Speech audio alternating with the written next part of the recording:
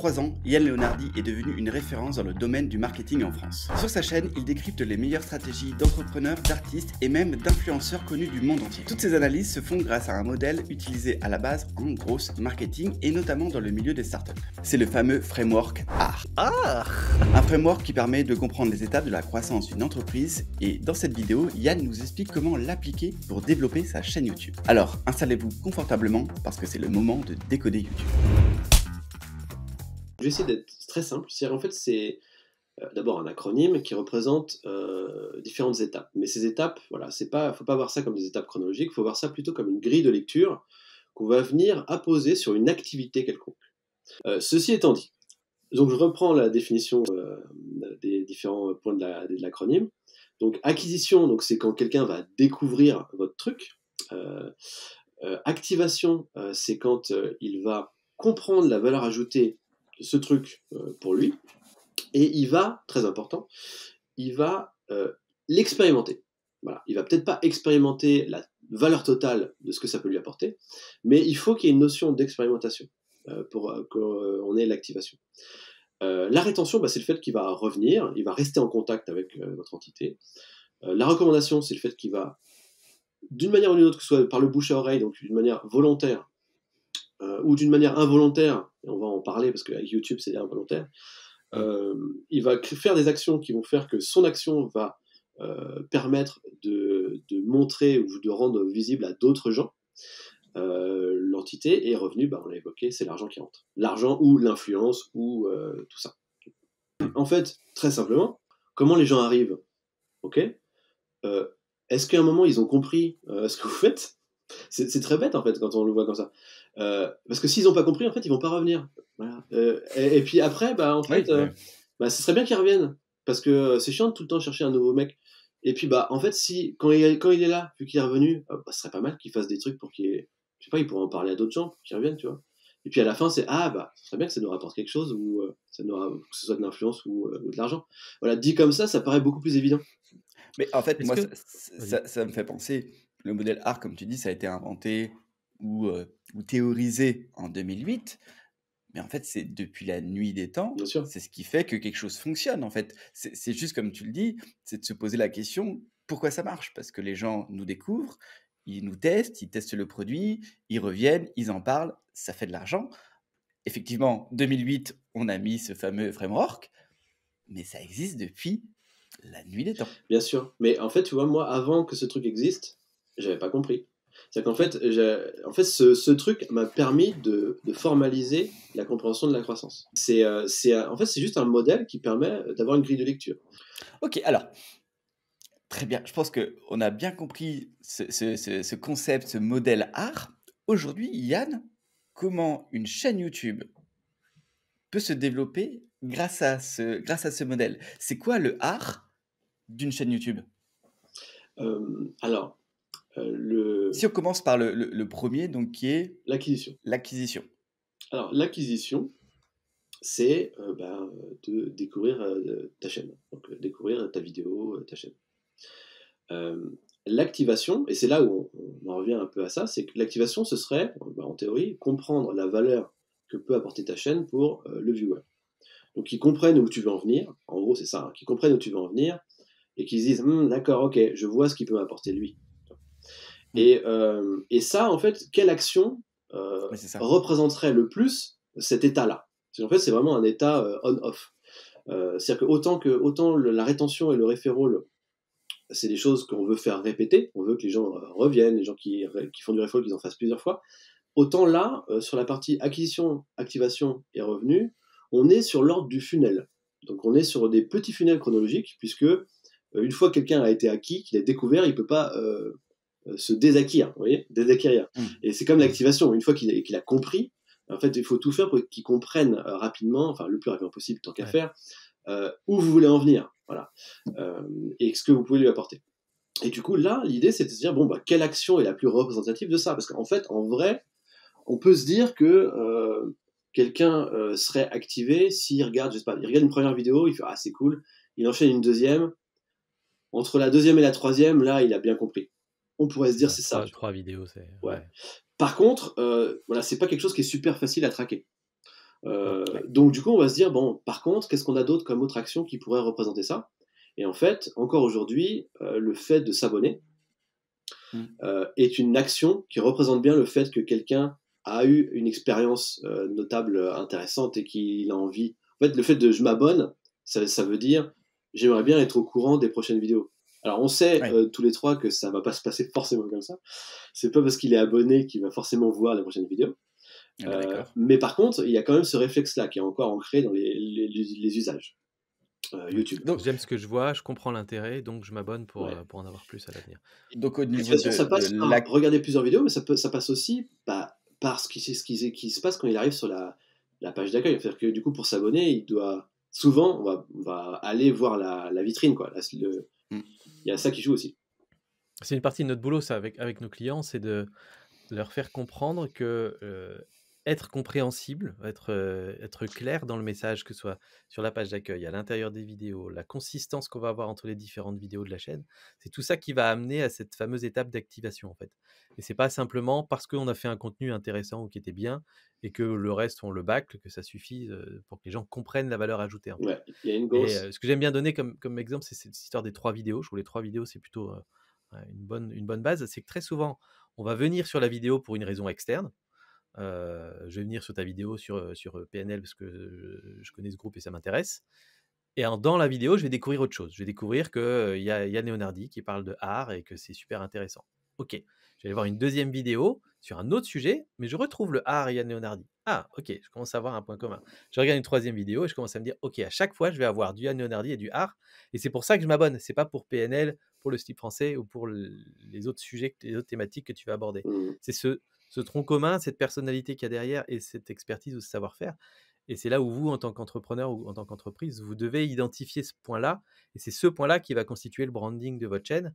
Et c'est là-dessus où nous, on essaie de vous accompagner, en tout cas, pour que ce soit le plus clair possible, pour que les gens s'activent le plus vite possible. Et je trouve, chez les pros, sur YouTube en particulier, cette partie activation, c'est la moins bien comprise et la moins bien exécutée en général. Déjà en termes de branding, d'habitude, voilà, ça passe souvent en dernier. Mais alors sur YouTube, en fait, ils se font pire que ça, c'est qu'ils se disent, on va faire comme. C'est-à-dire qu'en fait, il y a vraiment ce réflexe de se dire, bon, en fait, qu'est-ce qui paraît respectable à faire? Eh ben, on va faire exactement comme ça. Donc un truc très neutre, très chiant, Oui, chiant, je pense que c'est le terme, hein. et du coup, c'est juste une énième truc sans intérêt. Et du coup, là, en fait, on se met des grosses balles dans le pied en termes d'activation, effectivement. Alors je sais que pour nous, avec Sylvain, quand on discute avec des entreprises ou même des entrepreneurs qui veulent aller sur YouTube, on le voit tout de suite s'ils veulent aller vers du contenu chiant, corporate, pas intéressant, ou s'ils sont prêts à aller beaucoup plus loin et comme tu dis, aussi à ne pas faire la communication qu'ils ont l'habitude de faire. Parce que si c'est pour aller sur YouTube et refaire ce qu'ils font, sur LinkedIn, sur leur site web, je sais qu'avec Sylvain, on va pas s'amuser et il y aura pas de résultat, en fait. Donc Ouais, en fait, faut savoir qui a décidé d'aller sur YouTube et pourquoi, qui est en charge du projet aussi. En fait, c'est plus simple pour quelqu'un qui est chargé du projet YouTube de faire un truc qui ressemble à d'autres pour pouvoir dire au bout de 5 vidéos, bon, vous voyez, ça marche pas, on aura essayé. En fait, c'est plus simple de faire ça que prendre le risque de faire quelque chose de différent et prendre le risque de réussir, en fait. C'est un mécanisme de protection, quoi. Ouais. Le salarié qui se dit, là, on me reprochera pas, vu que j'ai pris des trucs qui marchaient, on a essayé de faire pareil, donc on peut pas me le reprocher, mais ça a aucune chance de marcher. Par contre, si je prends un risque et que je prends des décisions et que ça marche pas, mmh. là, on va me dire que c'est de ma faute et donc ils ne veulent pas prendre ce risque-là, malheureusement. Ouais, c'est intéressant, très intéressant. OK, donc Euh, ça, c'était pour l'activation. Mm. Donc ouais, alors voilà, on a vu l'activation, donc si c'est ça, générer des nouvelles vues, si ça on on pouvait sait. Vas-y, exactement, vas-y. si on pouvait mettre des actions et des métriques, concernant YouTube pour chaque lettre de ce, framework, Bah, Yann? alors du coup, on pourrait dire que l'acquisition, ce serait les nouvelles vues. Ouais, Donc c'est important que ce ne soit pas des vues de gens qui connaissent déjà. ouais. L'activation, bah, ce serait le truc abonnement, enfin le clic sur l'abonnement, donc le nombre d'abonnements. La rétention, bah, pour le coup, la rétention, c'est vraiment faire en sorte que les gens restent en contact avec le service. Donc, il y a vraiment cette idée de se dire, bon, en théorie, dans un monde, il y a un monde d'il y a quelques années, quelqu'un qui était abonné, et ben en fait, il suffisait qu'il soit abonné pour voir les prochaines vidéos. Donc en fait, on était vraiment dans une logique normale de quelle est la fréquence qui paraît le plus adéquate pour que je reste top of mind dans ma catégorie, par exemple. Par exemple, une vidéo pour tous les 2 mois, bon, c'est clair que même il y a des années, c'était pas suffisant du tout. C'est vraiment rester dans l'esprit des gens. C'est-à-dire que faire une équation entre les ressources que j'ai par rapport au format et par rapport à la fréquence que je peux fournir. C'est-à-dire que moi, si je fais des docus de 52 minutes, je pourrais de toute façon pas sortir une vidéo par semaine dans tous les cas. Moi, par exemple, j'ai fait le choix de me dire, bon, une grosse vidéo par mois, ce serait bien, et entre-temps, je vais essayer de faire des shorts.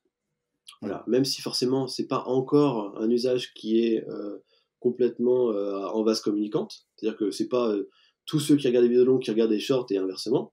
Pour toi, les shorts, ça permet de faire patienter un peu les gens jusqu'à la prochaine grosse vidéo, parce que tu sais que ça va prendre du temps à la sortie. C'est un peu ma théorie. Et en fait, c'est un peu un pari sur l'avenir. Enfin, depuis que YouTube, il n'y a pas si longtemps, a décidé de merger un petit peu les deux expériences, et que ce soit pas complètement hermétique, et du coup, je me suis dit, ah d'accord, si j'ai vu ça comme un signe, et je me suis dit, bon super, du coup, à l'avenir, ce sera une béquille de rétention.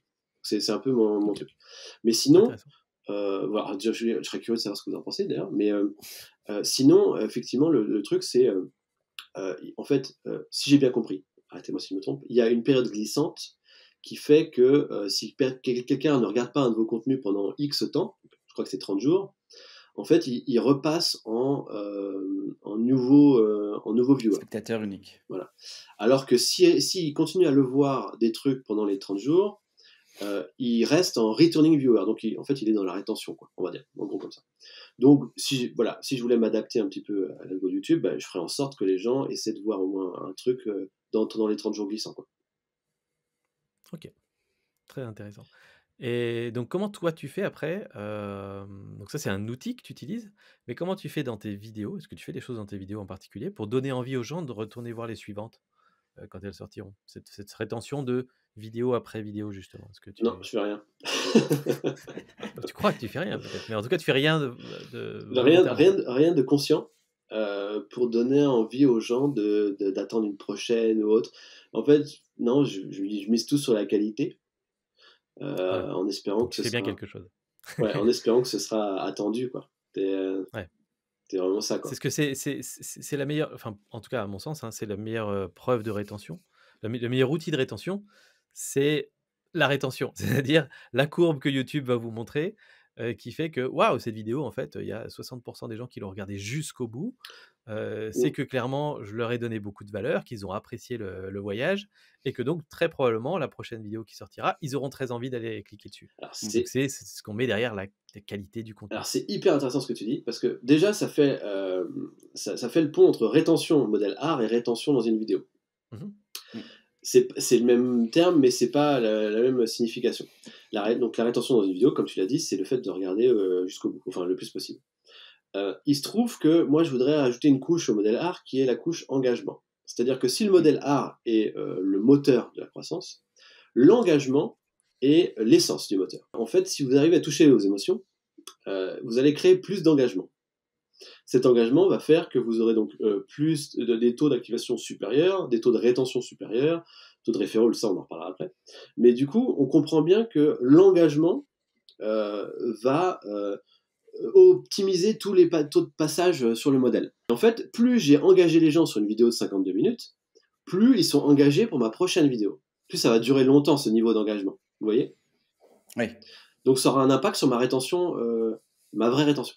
Moi, j'ai l'habitude de dire à nos clients que les likes et l'abonnement, c'est juste une conséquence d'une bonne vidéo et d'un bon travail. C'est hyper intéressant ce que tu dis, parce que si tu commences à te dévier de l'objectif, si tu prends comme objectif, tiens, je vais faire en sorte d'avoir un maximum d'abonnements, tu vas commencer à faire des trucs dégueulasses du genre cliquer sur ce lien et c'est le lien qui te piège et qui te force à t'abonner. Vous voyez, c'est ce lien. C'est le truc où en fait vous le mettez partout, vous envoyez dans les emails, venez voir ce que je fais sur YouTube, et en fait c'est un lien qui t'abonne d'office. En fait, il Oui, n'y a oui, bien pas sûr. pire que ça. Il n'y a pas pire que se tromper d'objectif et se dire, voilà, je vais forcer le truc, parce qu'en fait, ils sont pas vraiment activés. Vous avez forcé la métrique, mais vous n'avez pas forcé la vraie activation, en fait. Bah, c'est comme tous les youtubeurs qui te disent au bout de 30 secondes de vidéo, abonnez-vous et likez la vidéo. Ouais, C'est pareil. Ils ont encore rien délivré, qui sont déjà en train de te demander une des choses les plus importantes, comme on l'a dit sur YouTube, qui est donc le like et l'abonnement. Alors que nous, c'est ce qu'on essaye de faire comprendre à nos clients. Faites de bonnes vidéos, arrêtez de toujours placer ce fameux like et abonnement. Et si la vidéo est bonne, si vous avez réussi cet objectif qui est de faire une bonne vidéo, les gens vont liker, les gens vont s'abonner. Et c'est la plus belle des réussites. Et je reviens un petit peu sur ce que tu disais. Si ton objectif, c'est que les likes et les abonnements, alors que ça soit sur YouTube ou même sur d'autres plateformes, tu vas utiliser des hacks, des raccourcis mhm, qui seront mauvais sur le long terme. ouais. Et en fait, qui vont même desservir tes vidéos et ta chaîne. Parce que tu vas faire exprès de faire tout ce qu'il faut pour que les gens likent et s'abonnent. Bah, qu'est-ce qui se passe quand tu forces l'activation, l'abonnement? Tu te retrouves avec des gens, du coup, à qui on va proposer la prochaine vidéo, Mm. si ça sort pas 3 mois Oui, c'est après, ça. qui en auront rien à foutre, parce qu'ils n'ont pas compris qu'est-ce que tu pouvais leur apporter. Du coup, qui vont envoyer des signaux négatifs à l'algo, et l'algo va se dire, ah d'accord, bah, c'est une vidéo qui est naze en fait, et du coup va arrêter de le Oui, montrer. Donc en fait, c'est exactement. contre-productif en termes de grosses, et j'aimerais bien évoquer un exemple que je pense vous allez pouvoir réutiliser avec tous vos clients quand vous voulez les convaincre d'arrêter de faire ça. C'est l'exemple des notifications, de la demande d'autorisation de notification sur les applications mobiles. Mm. C'est-à-dire qu'en fait, vous demandez aux gens, est-ce qu'on peut te spammer, s'il te plaît, en notif de trucs qui est hyper chiant. Et en fait, le mec de base, qui développe une application, il va dire, bah, je vais le mettre dès le début. C'est-à-dire qu'en fait, tu télécharges l'application, tu l'ouvres, et tout de suite, on te dit, hey, est-ce que tu veux qu'on t'envoie des notifs? Et là, du coup, les gens disent, bah non, casse-toi. Et du coup, en fait, il perd le canal de rétention le plus puissant qui est la notif. Donc, c'est-à-dire qu'en fait, il vient de se couper de la rétention en faisant ça. Alors que s'il se dit, je vais d'abord lui faire expérimenter quelque chose de cool, et une fois qu'il aura compris que c'est cool, là, il a kiffé un truc, et là, je lui dis, hey, t'as kiffé? Est-ce que ça te dirait qu'on t'envoie des notifs pour que tu puisses avoir l'expérience plus longtemps, machin? Et là, du coup, les taux d'acceptation de la notification sont beaucoup plus élevés si on a vraiment bien placé le truc juste après l'activation, le wow effect. Ouais. Et là, cette analogie est vachement bien parce que du coup, vous allez pouvoir, je pense, la ressortir à vos clients. Oui, traduit en YouTube, ça veut dire ne demandez pas au tout début de la vidéo aux gens de s'abonner. Par contre, vous pouvez leur demander, après avoir balancé une super punchline, après avoir éventuellement Exactement. totalement retourné le cerveau de la personne, et là vous dites, au fait, j'en ai d'autres sur ma chaîne comme ça, abonnez-vous, quoi. Et là, oui, là, les gens qui étaient encore sous le choc de ce que vous leur aviez annoncé vont peut-être cliquer et vont peut-être s'intéresser aux prochaines vidéos. Donc c'est très, très, très bien. On avance, on a le referral après. Donc referral, c'est la capacité à ce que des personnes ou leurs actions amènent de nouvelles personnes à découvrir Ouais. du coup le contenu sur YouTube. Et ce qui est intéressant, c'est qu'il n'y a pas que les partages, alors du coup, parce que sur YouTube, on peut partager une vidéo, mais il n'y a pas que ça. Oui, donc c'est la différence entre le referral volontaire et involontaire. Donc le Mm. volontaire, ça va être le bouche-oreille, du genre, bah regarde, j'ai trouvé cette vidéo, regarde. Les partages dans les groupes WhatsApp, on peut le voir des fois, hein, dans les stats, on voit qu'il y a des vidéos qui sont partagées dans les groupes WhatsApp. Mm. Et en soi, en fait, c'est finalement plus ou moins représentatif. C'est-à-dire que si vous avez plein de gens qui le partagent dans des groupes WhatsApp ou sur Facebook ou autre, ben en fait, vous pouvez vous dire que ça a touché les émotions et que vous avez créé quelque chose qui donne envie aux gens de le partager. Le gros sujet du referral sur YouTube, c'est évidemment celui qui est involontaire, c'est celui qui fait que des signaux d'engagement, donc watch time, commentaires, ce genre de trucs, vont être interprétés par l'algorithme pour se dire ah c'est vachement intéressant, je vais essayer de trouver des gens qui ressemblent à celui-là, parce que vu que lui il a aimé, du coup je vais le proposer à quelqu'un qui lui ressemble, avec Mm. toutes les datas qu'il a. Donc là on est sur du lookalike, un peu comme ceux qui si les gens font de la pub sur Facebook, c'est que en fait sur Facebook on paye pour que Facebook il montre notre pub à des gens qui ressemblent à ceux qu'on a donnés à Facebook. On dit voilà, bah, ceux-là, tu me trouves des gens qui ressemblent. Et ben YouTube, c'est Facebook Ads, donc c'est une régie publicitaire, sauf que c'est gratuit. Et c'est automatiquement. Magique. C'est-à-dire qu'en fait, vous n'avez pas besoin de payer. YouTube va forcément proposer à des gens qui ressemblent à ceux qui ont montré des signaux d'engagement avec votre vidéo. Donc c'est vraiment gagnant-gagnant.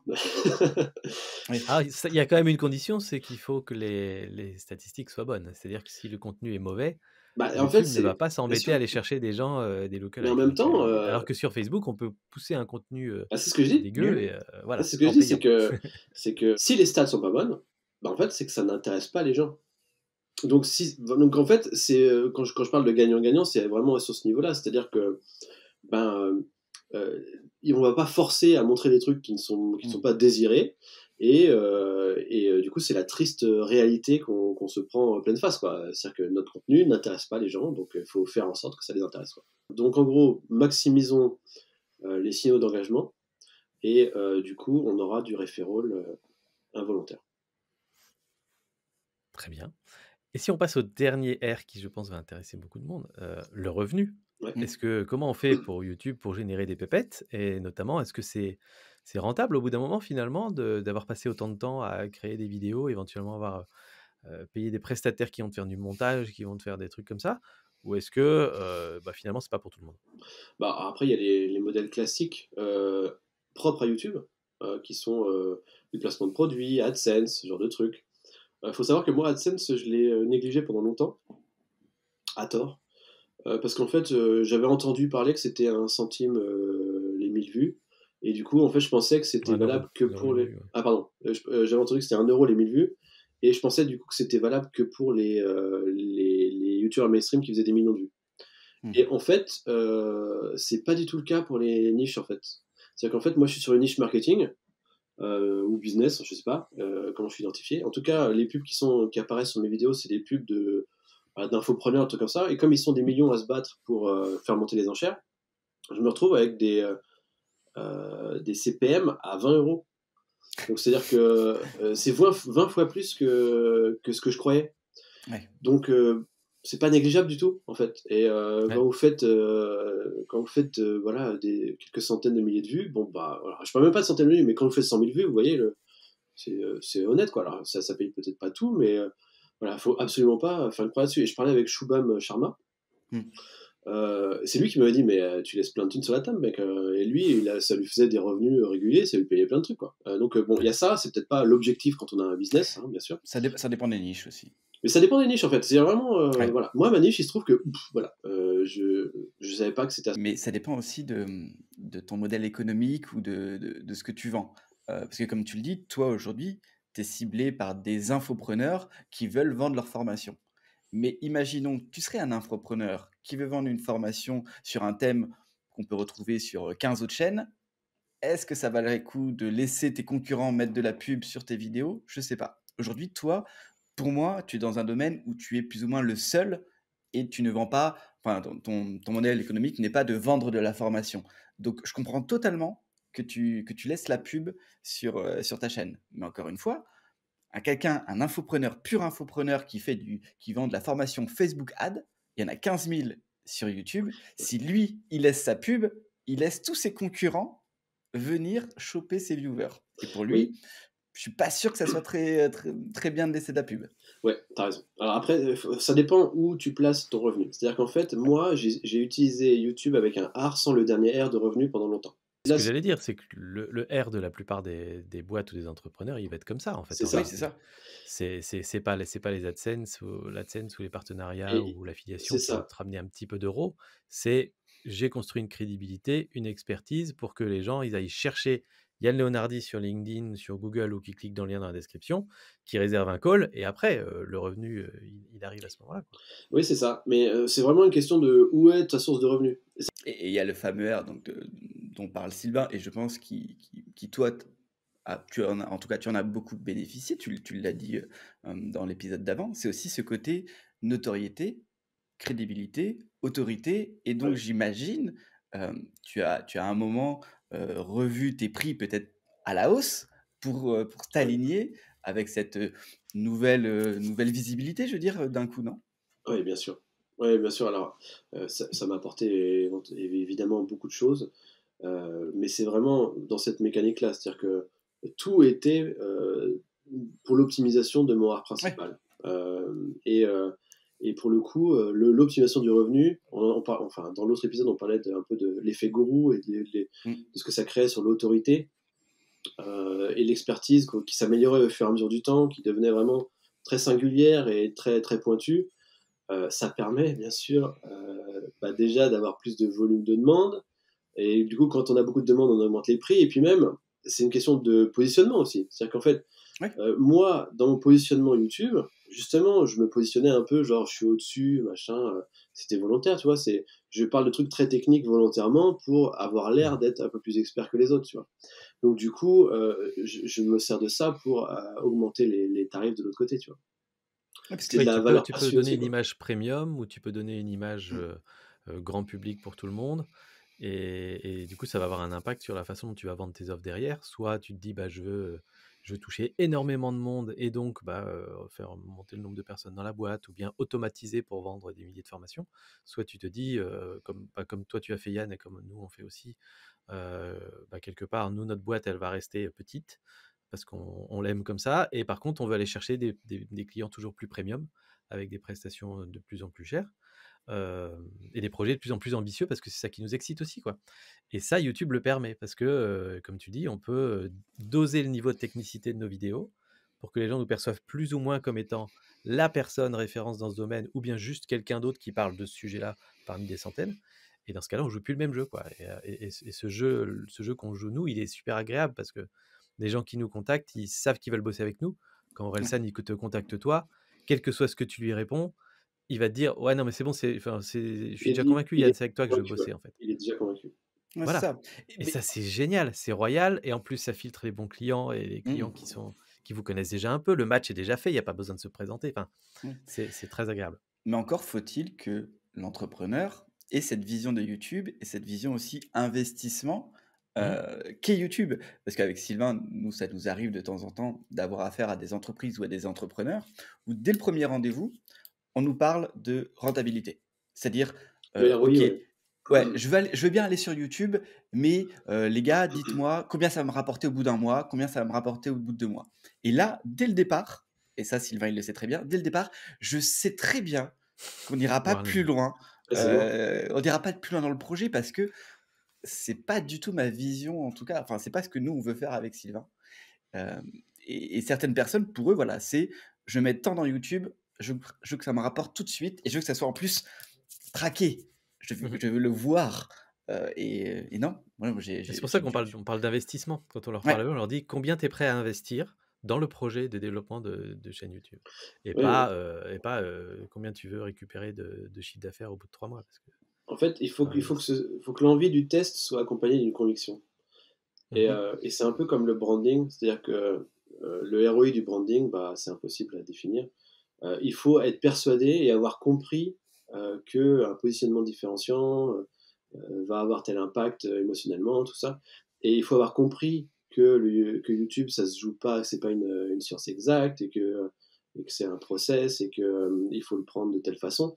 Et en fait, si ils n'ont pas compris, ils n'ont pas cette conviction de se dire, ok, je pense que c'est un truc qu'il faut faire, et des exemples qui prouvent que oui, c'est peut-être une bonne idée, il y en a quand même pas mal. En fait, s'ils veulent juste des preuves dès le début, c'est vrai que vous avez raison de couper net, ça sert à rien du tout, quoi. Dernière question sur le revenu quand même. Comment tu peux le traquer du coup ce revenu-là? Parce que à chaque fois tu nous dis il faut un indicateur qu'on peut mesurer. On a bien parlé sur l'activation tout à l'heure en disant la vraie activation c'est 3 vidéos mais on peut pas le mesurer donc on en trouve une autre. Du coup le revenu comment tu le traques quand Orelsan t'envoie un message Instagram? Alors il a dit qu'il regardait tes vidéos mais s'il te l'avait pas dit, comment tu sais que ça vient de YouTube en fait? Alors là pour le coup c'est ton écosystème. En fait c'est la maîtrise de ton écosystème. C'est-à-dire que moi à ce moment-là, moi j'ai mon art principal et j'ai mon art YouTube. Et du coup, à chaque fois que quelqu'un me contacte, je lui demande comment il m'a connu, qu'est-ce qui s'est passé. En fait, j'essaie de retracer le truc. Et en fait, moi à cette époque-là, je devais être un peu sur LinkedIn et sur YouTube. Donc du coup, ça veut dire que potentiellement, on aurait pu me contacter via LinkedIn, bien que j'étais pas très actif non plus. Et en fait, j'essaie de comprendre. Et en fait, j'ai pu identifier un peu ce qui se passait. Au fur et à mesure, j'ai rajouté des briques à mon écosystème. C'est-à-dire qu'il y a quasiment personne qui m'a découvert avec Instagram, par exemple. Instagram, les gens, ils me contactent depuis Instagram Mmh. parce qu'ils veulent pas me contacter autrement, je sais pas pourquoi. Ils veulent pas aller sur mon site ou ils trouvent ça plus friendly, je sais pas. Sur LinkedIn, alors en fait, Instagram, ils me contactent en pensant que peut-être qu'il y aura des petites trucs en plus, genre des stories, des trucs comme ça, et il y a rien. Mais par contre, ils gardent ça comme un canal pour me contacter potentiellement. LinkedIn, en fait, c'est des gens qui vont aller creuser après m'avoir découvert sur YouTube, en fait. Ouais. C'est-à-dire qu'en fait, dans tous les cas, souvent, au départ, en tout cas, c'était comme ça. Il y avait la découverte via YouTube, et après, ils avaient besoin d'aller se connecter à moi sur d'autres plateformes, soit pour me contacter, soit pour suivre mon activité ou autre. Et du coup, j'arrivais vraiment à savoir ce qui se passait et dans quelle heure c'était passé, quoi.